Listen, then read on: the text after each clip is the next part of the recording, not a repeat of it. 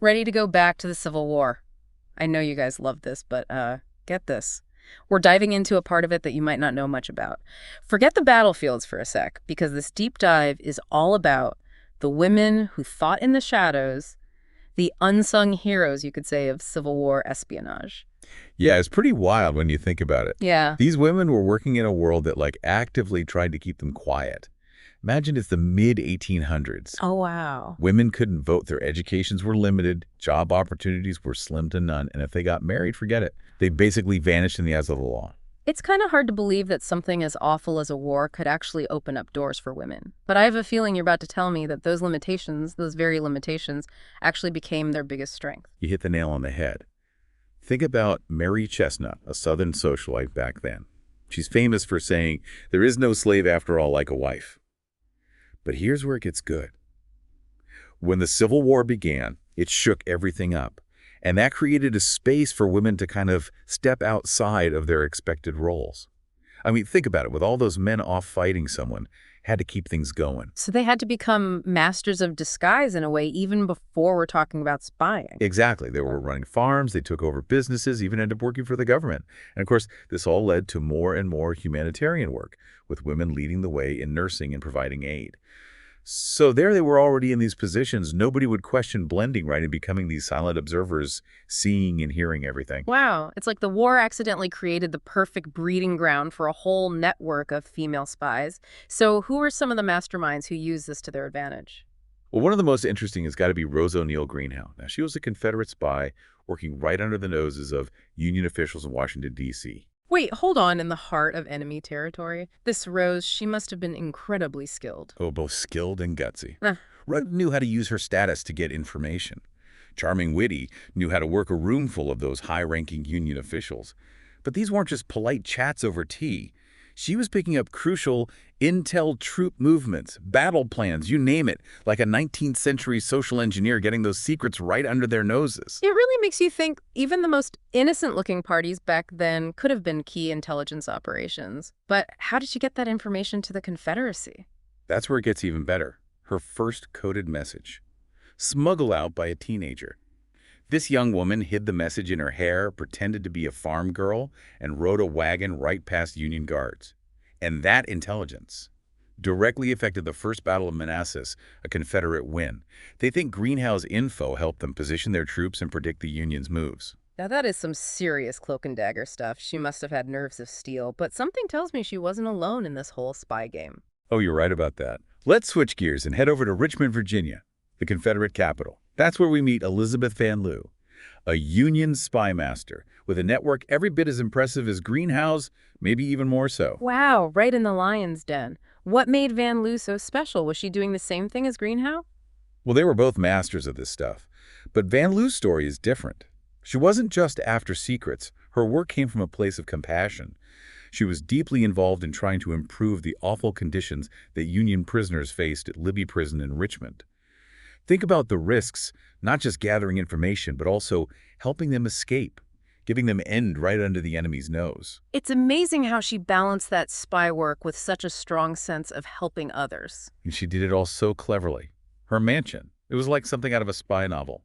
Secret rooms, clandestine meetings, escaped prisoners finding shelter. A central hub for gathering and sending information right under the Confederate government's nose. Okay, you have to tell me more about this mansion. A secret room, you say? What else was in there? It's like a movie. Oh, it was the real deal. A hidden compartment built right into a bookcase. That's where she hid all sorts of stuff, important papers, even Union soldiers who were making their escape. And get this, her work directly helped General Ulysses S. Grant in his campaign against Richmond. Wow, no kidding. He even called her his guiding spirit, which tells you a lot about how much he trusted her and her intel. Guiding spirit. That's quite the compliment coming from a military leader like Grant. It really shows the impact these women had on how the war turned out. But I'm curious, did their paths ever cross? I mean, it wasn't a huge world that was involved in espionage on both sides. You know, that's a great question, and it leads us right to our next spy. You've heard of Harriet Tubman, right? I mean, her work on the Underground Railroad. Oh, absolutely. Leading enslaved people to freedom through that whole network of safe houses. It's an amazing story of bravery and resilience. Exactly. But what you might not know is that those very skills she honed on the Underground Railroad, I'm talking about her, disguises her ability to move through dangerous places and her absolute dedication to freedom. Those skills made her invaluable to the Union Army during the war. Harriet Tubman, a spy. That's incredible. I can totally see how her background would make her perfect for that kind of work. She was like a one-woman intelligence agency. Yeah. And we're not talking about rumors or anything. She was recruited by the U.S. Army to use her unique skills to gather intel and mess with Confederate operations. So she went from guiding people to freedom to guiding the Union Army toward victory. In a way, yeah. One of her most amazing accomplishments was the Combahee River Raid back in 1863. Now, think about this. At this point, Tubman's in her 40s, already a legend for her work on the Underground Railroad. But there she is, leading this daring raid behind enemy lines. What was the goal of the Combahee River Raid? Was it just a strategic military thing? It was both a brilliant military move and an act of compassion. The raid was meant to disrupt those Confederate supply lines along the Combahee River down in South Carolina. The Confederacy needed those supplies. But Tubman, she knew that area like the back of her hand, and she used the raid to free hundreds of enslaved people who were living on plantations along the river. So she was striking a blow against the Confederacy and at the same time offering freedom to those who had been denied it for so long. That's incredible courage and strategic thinking. It really shows her belief in freedom and how much she was willing to risk to achieve it. And that's not all. She was also key in recruiting and leading a team of scouts to map out the Sea Islands. Those are off the coast of South Carolina and Georgia. You know, I have to admit, I'm not that familiar with the Sea Islands. Why were they so important during the war? They were like a gateway to important shipping lanes and potential ways to get into the Confederacy. But the Union, they had old maps of that whole region. The waterways, the tides, the terrain, it was all kind of a mystery. But Harriet Tubman and her team, they delivered the intel that the Union needed to navigate that tough environment. What a powerhouse. But she wasn't the only woman doing this during the Civil War, right? You mentioned Belle Boyd earlier, and her bullet-riddled petticoats. That has me really curious. Belle Boyd. Now, there was a firecracker. This young Confederate spy was so audacious she'd make a seasoned secret agent do a double take. Her story is a wild one from start to finish. Okay, you have to give me the highlights. What made her so interesting? Well, picture this. A 17-year-old girl shoots and kills a Union soldier who broke into her house in Martinsburg, Virginia. This wasn't random or anything. It was a turning point for her, a reason to actively fight back against the Union occupation. That's an intense way to begin her story. What made her go to those lengths? Like a lot of Southerners back then, she was deeply loyal to the Confederacy. The Union soldiers, they took over her town, her home, and she was determined to resist, even if it meant putting herself in danger. So how did she go from that act of defiance to becoming a full-blown spy? It happened gradually, but it was dramatic. At first, she'd use her charm and her wit to get information from Union soldiers who were stationed in her town. She'd strike up these casual conversations all the while, gathering important details about their plans and troop movements. It's incredible how she turned those everyday conversations into opportunities to gather intelligence. Oh, absolutely. Belle Boyd understood that people underestimated women, and she used that to her advantage. She knew they saw women as harmless, maybe even a little silly, and she played that up. But her work was way more than just chatting up soldiers in a living room. Well, you did mention her petticoats had a story to tell. Oh, they sure did. Imagine this. A young woman on horseback, racing through dangerous territory, and her petticoats are full of bullet holes from run-ins with Union patrols.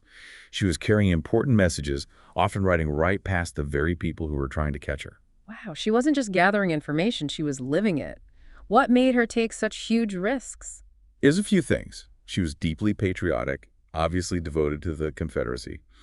But there was also a thrill to it, outsmarting the enemy. Remember, these women weren't trained spies. They were ordinary people thrown into extraordinary situations. It's amazing how they handled it all, each in their own way. Rose Greenhow using her social connections, Harriet Tubman drawing on her experience with the Underground Railroad, Elizabeth Van Lew creating a whole resistance network right under the Confederacy's nose, and Belle Boyd, a young woman who became almost legendary for her sheer audacity. It really makes you think about all the hidden stories in history, these figures who shaped events from the shadows. Exactly. And the more we learn, the more we see that these four women weren't alone. There was this whole network of women doing things that were thought of as men's work. Women like Frances Clayton, who disguised herself as a man to join the Union Army. She served alongside her husband for almost 2 years. Or Sarah Emma Edmonds, another master of disguise.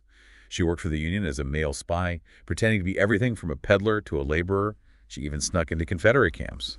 These women risked their lives not for fame or glory, but for what they believed in. It's both inspiring and humbling, right? It makes you wonder how many other stories of courage and sacrifice are still out there waiting to be discovered. That's the beauty of history, isn't it? There's always something new to uncover. These women defied expectations and proved that bravery has nothing to do with gender. Their stories remind us to look deeper than the usual narratives, to find those hidden figures who dared to challenge the way things were and change the world around them.